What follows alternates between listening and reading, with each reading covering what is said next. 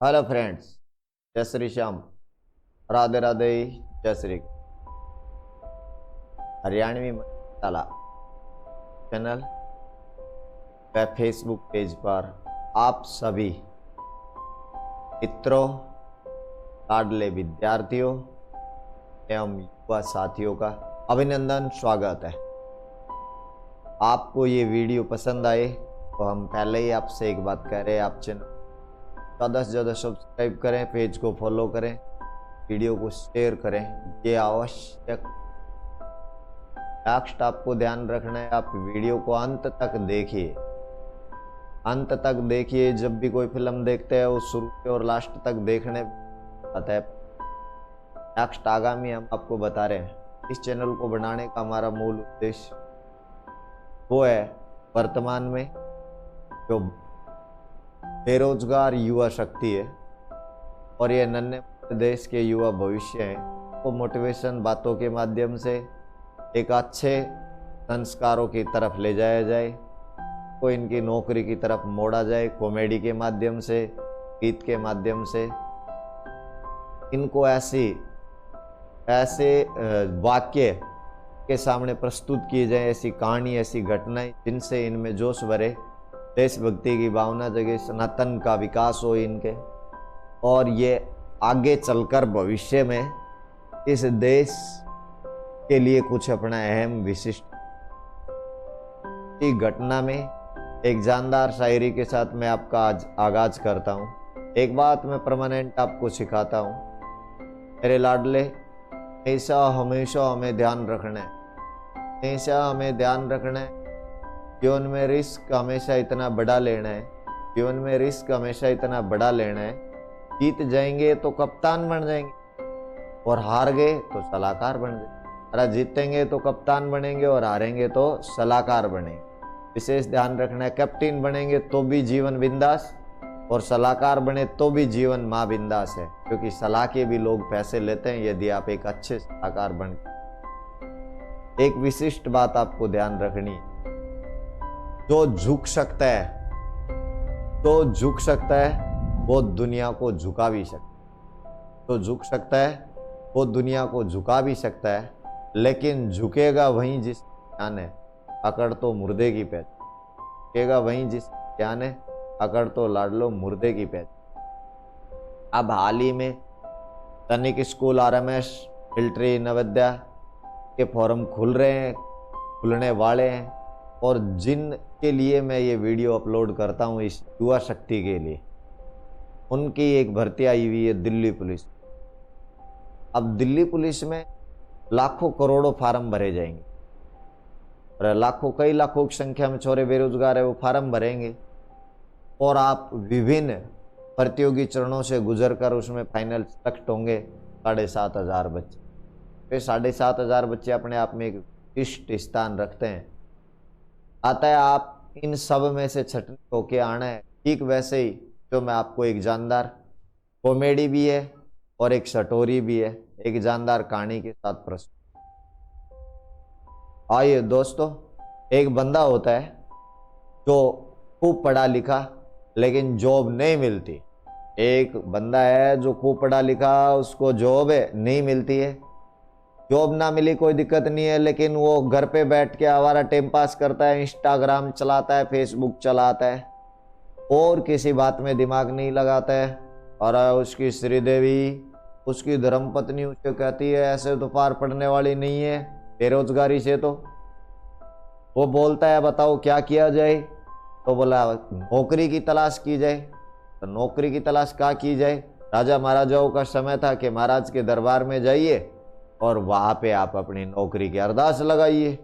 बंदा उठता है, महाराज के दरबार में जाता है, कहता है मुझे नौकरी पे रख लीजिए। महाराज नौकरी पे नहीं रखता है, क्या मेरे पास तो पहले से ही बहुत फौज पड़ी है, पहले ही बहुत आदमी काम कर रहे हैं, तेरी मुझे यहाँ पे आवश्यकता नहीं है। बंदा वापिस आ जाता है हताश होके, अपनी धर्मपत्नी को कहता है कि नौकरी तो नहीं मिली, महाराज ने मना कर दिया, मेरे पास तो पहले ही बहुत भीड़ है, यही फालतू है, इनकी सैलरी नहीं दी जा रही। तो फिर धर्मपत्नी उससे पूछती है, तने महाराज को कहा क्या कहा नौकरी के लिए? बोल मैंने कहा मुझे नौकरी पे रख लो, मैं अच्छा पढ़ा लिखा हूँ, काम कर दूंगा। बोला ऐसे तो जीवन में कभी भी नहीं रखे। तो क्या कहना है? तो बोल कहना क्या है आप बता दो। बोला अब की बार वापिस जाओ और जाके महाराज को कहो कि आप हमें नौकरी पे रख लो, हमें बहुत बड़ी खूबी है, बहुत बड़ी विशेषता है। कि क्या विशेषता बताऊं? क्या बता देना, जो काम तेरी पूरी फौज और ये पूरे बंदे ना कर पाए वो मैं अकेला कर दूं। ये बात वो सुन के और यही कथन लेके वापिस दरबार में जाता है और कहता है मुझे नौकरी पे रख लो। महाराज ने कहा तेरे को सुबह तो बताया था मेरे पास बहुत फौज है। क्या महाराज मुझे रख लो, बहुत चैन पाओगे, नहीं तो बड़े दुख पाओगे, कभी मुसीबत में मैं काम आऊं। कैसे काम आएगा? क्या मैं वो इंसान हूं जो पूरी फौज एक साइड में, अकेला एक साइड, ये तेरे सारा मैनेजमेंट स्टाफ एक साइड में, अकेला एक साइड, अकेला ही कर दूंगा।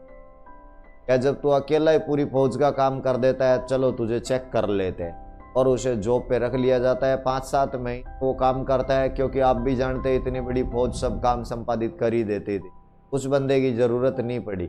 लेकिन हमारे समाज में कुछ चुगलखोर आदमी रहते हैं, वो परमानेंट ध्यान में रख ही रहे थे यार ये आदमी फोकट की तनख्वाह लेता है, काम धाम कुछ करता नहीं है, आता है और चला जाता है ड्यूटी। आते एक दिन इसको चेक ही करवा देते हैं। महाराज के राज में चोरियां बढ़ने लगी भयंकर तरीके से, और चोर पुलिस को फौज को पकड़ में नहीं। महाराज ने दरबार लगाया, पूछा भाई चोर कैसे पकड़े जाएं? तो फिर उन चुगलखोरों ने कह दिया उस आदमी को लाओ साहब, फौज से पुलिस से तो पकड़ में नहीं आ रहा। वो कहता था ना जो पूरी फौज पुलिस काम नहीं करेगी वो मैं अकेला कर दूं, तो उसको लाओ। बुला लिया आदमी को। क्या भाई जी तेरे को मालूम है चोर आए हुए हैं, पुलिस से पकड़ में नहीं आए, आता है हमें क्या पकड़ने हैं? चोर पकड़ने। अब कल सुबह तक का टाइम है तुझे चोर पकड़ने, और चोर नहीं पकड़ा तो तुझे फांसी के तख्ते पे लटकाऊंगा। उस बंदे ने हाँ कर दी कि मैं इसी बात के लिए लगा था, और वहां से दौड़ा आता है धर्मपत्नी के पास, आके धर्मपत्नी को 2-4 चाटे लगाता है कि तैने मरवा दिया, पूरी फौज से चोर नहीं पकड़े गए, मैं कहां से पकड़ूंगा। धर्मपत्नी ने कहा चिंता करने की बात नहीं है, अपन भग लेंगे रात को, अपना कौन सा महाराज पहरा दे रहा है, अपन यहाँ से गायब हो जाएंगे, जो कमा खा लिया वो अच्छी बात है।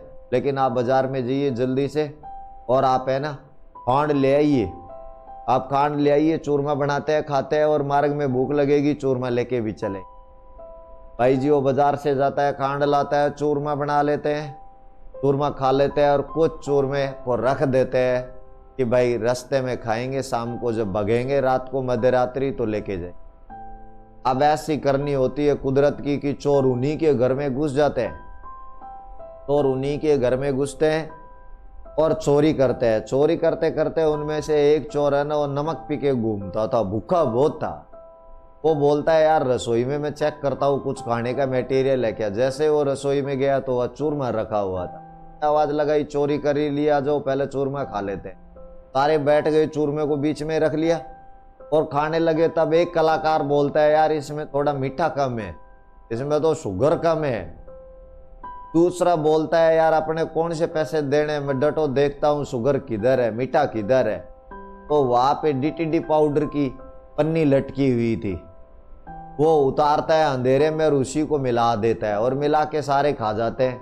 डीटीडी पाउडर खा के सारे वहीं पे सो जाते कि यार नींद आ रही है थोड़ा सो लेते हैं फिर भगेंगे रात को। और वो वहीं पे सो गए डीटीडी पाउडर खा के, वो सारे के सारे चारों चोर। अरे वो सारे चोर मर गए, नो प्रॉब्लम। लेकिन रात को 12 बजे जैसे ही वो उठती है, रात को 12 बजे जैसे ही वो उठती है, उसकी धर्मपत्नी पति को उठाती है, चलो खड़े हो भगना है अपने को तो। और दौड़ने के लिए वो तैयार होते हैं, तो बोलता है जाओ चूरमा तो लेके आओ। चूरमा लाने जाते हैं तो फिर किचन में उन्हें मालूम चलता है कि भाई साहब वो तो चोर मरे पड़े हुए। हो चोर ही मरे पड़े हैं, तो यही पकड़ने के लिए घूम रहे थे, ये खुद ही आके मर गए। क्या सोचा कोई दिक्कत नहीं, वो सो जाते हैं वापिस और बाहर से दरवाजा बंद कर देते। सुबह जब दरबार लगा तो दरबार में हाजिर नहीं हुआ। महाराज ने अपने आदमी भेजे, जाओ भाई बंदे को पकड़ के लाओ कि चोर पकड़े या नहीं पकड़े। उसके घर पे जाते हैं, हाँ भाई चोर पकड़े। चोर पकड़े क्या? वो सोया हुआ था और वो एक ही बात कहता है कि चोर महाराज को चाहिए तो मेरे घर पे आना पड़ेगा, मेरे दरवाजे पे आना पड़ेगा।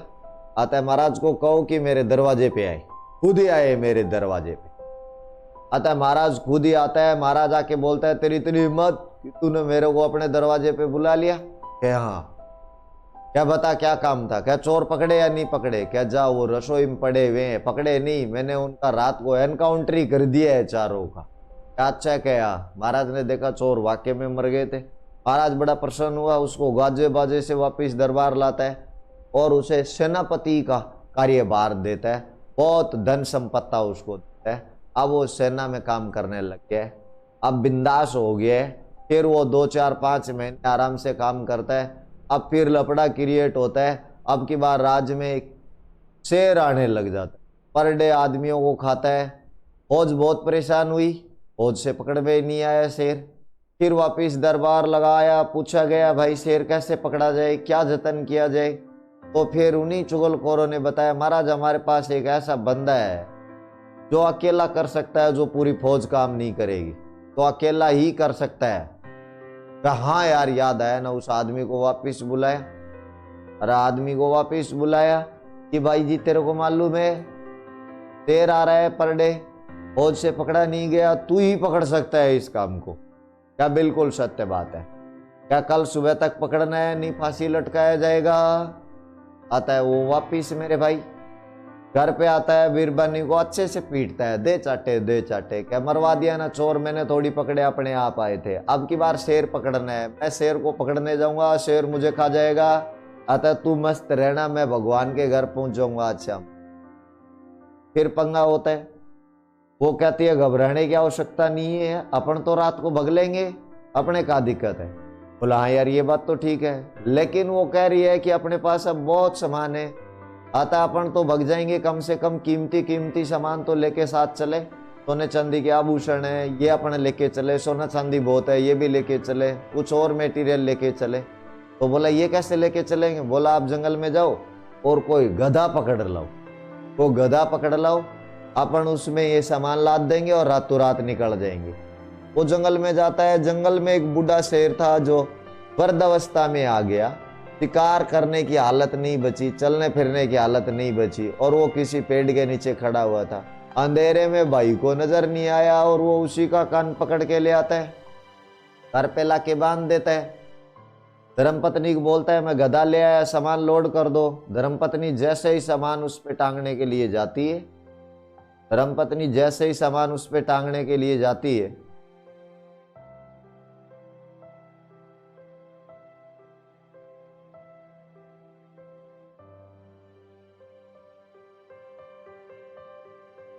जैसे ही सामान उस पे टांगने के लिए जाती है तो वो देखती है क्यों, ये तो गधा नहीं शेर पकड़ के लाया है, ये तो मुझे मरवाना चाहता है ना पुतो, बहुत बेईमान आदमी है ये तो। आता वो जोर से चिल्लाती है, जोर से चिल्लाती है, वो दौड़ के आता है कि क्या हुआ? तो वो कहता है, वो कहती है कि मुझे पागल समझता है क्या, शेर लाया है, गधा बताता है। क्या कहाँ है शेर? क्या देख ये रहा शेर। तो बोलता है क्यों सामान लोड करती है, सो जा आराम से, शेर के लिए ही तो भग रहे थे और शेर खुद ही पकड़ गया या आ गया अपने आप ही। आता सुबह महाराज बुलाएगा, शेर पेश कर देंगे। भाई साहब वो सो जाते हैं वापिस, जैसे ही वो सो गए वापिस महाराज सुबह बुलाता है और नहीं जाता है। महाराज बुलाता है नहीं जाता है, बोलता है महाराज को ही मेरे यहाँ आना पड़ेगा। महाराज आता है, पूछता है हाँ भाई शेर पकड़ दिया?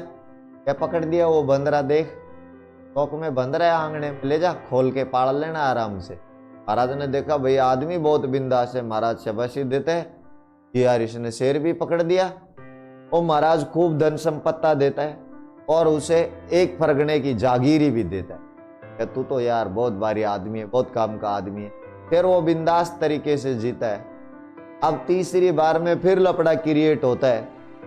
अब की बार उस राजा किसी दूसरे राजा से लड़ाई का संदेश प्राप्त हो जाता है। राजा को लड़ाई का संदेश जैसे ही आया, महाराज उस राजा से हड़के थे। महाराज घबरा गए, भाई या तो उससे लड़ाई करो या संधि कर लो। महाराज ने पूरा दरबार बुलाया कि भाई बताओ युद्ध करे या संधि कर ले, नहीं तो वो तहस नहस कर लेगा और राज्य अपने अधीन कर लेगा। पूरे दरबार ने जोर से कहा हम युद्ध लड़ेंगे। क्या क्यों लड़ेंगे? क्या? क्योंकि हमारे पास एक ऐसा सेनापति है तो पूरी फौज एक तरफ और अकेला एक तरफ विजय श्री हासिल करवा सकता है। महाराज ने कहा बिल्कुल सत्य बात है, हमारे पास एक ऐसा आदमी है जो पूरी लड़ाई अकेला जिता सकता है, बाकी की जरूरत ही नहीं। काट लो। महाराज ने लिख दिया चिट्ठी में, वापिस युद्ध करेंगे, संधि करने वाले नहीं और हार मारने वाले भी नहीं, आता है हम युद्ध ही करेंगे। कह देना राजा को आज के 3 दिन बाद लड़ने के लिए आएंगे। और महाराज ने उसको कहा भाई सुन ले दादा, तीसरे दिन चढ़ाई करनी है उस राज्य पे, अब तू तैयार हो जाना, कल सुबह उठ के घुड़साल में आ जाना, तुझे बेस्ट से बेस्ट जो घोड़ा चाहिए लड़ाई के लिए वो घोड़ा चूज कर लेना, जो हथियार चाहिए वो हथियार ले लेना, सबसे आगे तू पीछे सेना, और फिर हम युद्ध जीत के ही आएंगे। बोला जी महाराज। घर पे आता है और श्रीदेव को दे धड़ाधड़ पीटता है, क्या बता तने मरवा दिया ना मुझे अच्छे से, क्योंकि पहले आमने सामने की लड़ाई होती थी, भाले से, बर्छी से, छुरे से, बड़ी भारी दिक्कत क्रिएट होगी, बड़ी प्रॉब्लम क्रिएट हो रही है महाराज।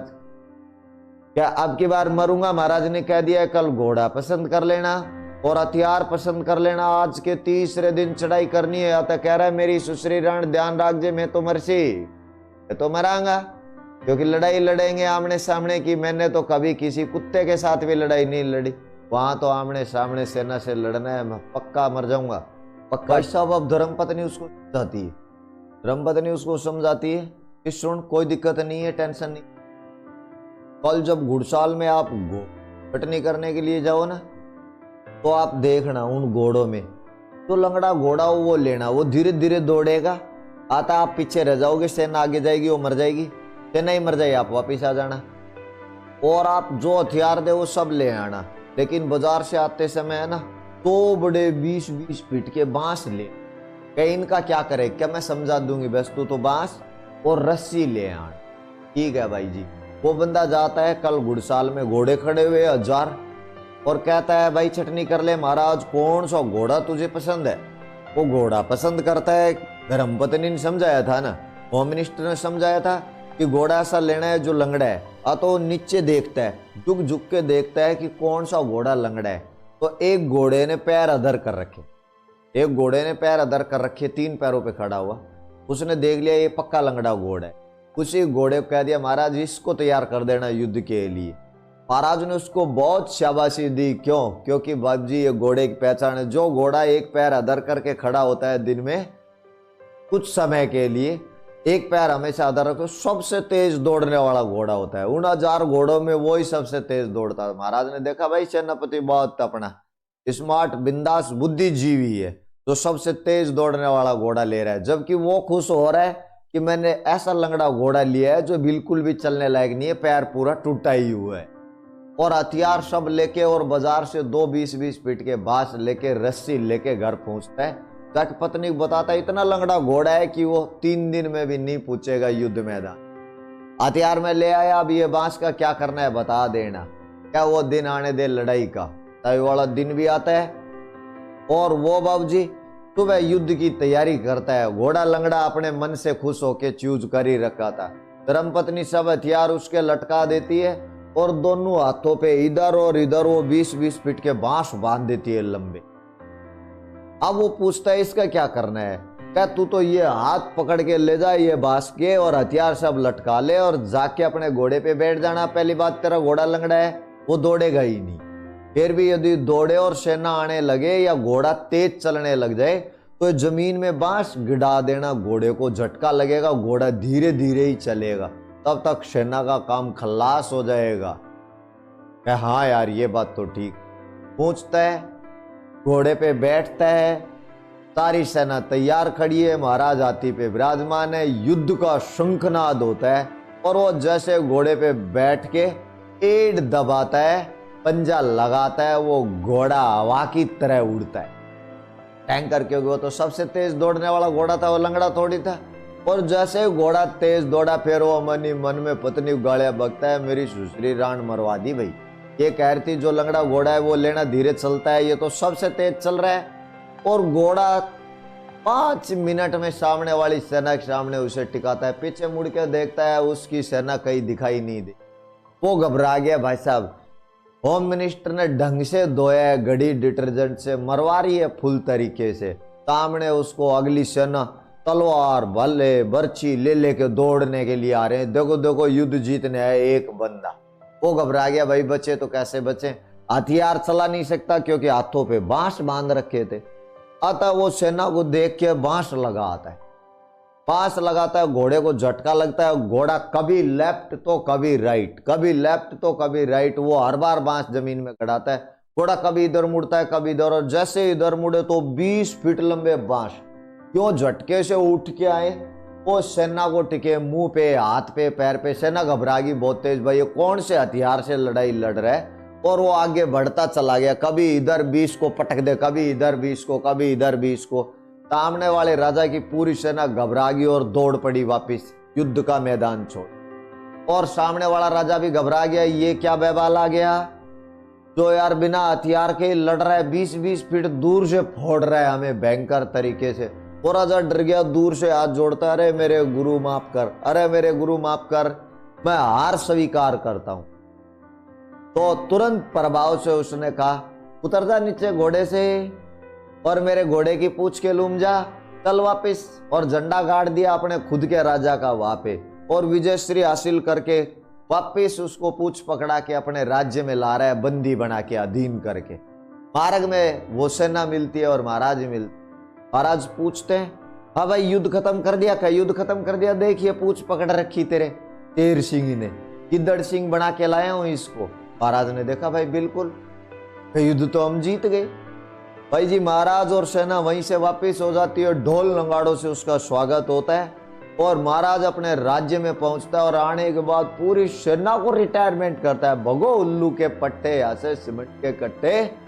तो एक आदमी सब काम वो करता है जो सेना नहीं कर सकती, एक आदमी वो काम करता है जो मैनेजमेंट नहीं कर सकता। तो मैं तुम सबको तनख्वाह क्यों दूं, इस अकेले को ही दे लूंगा।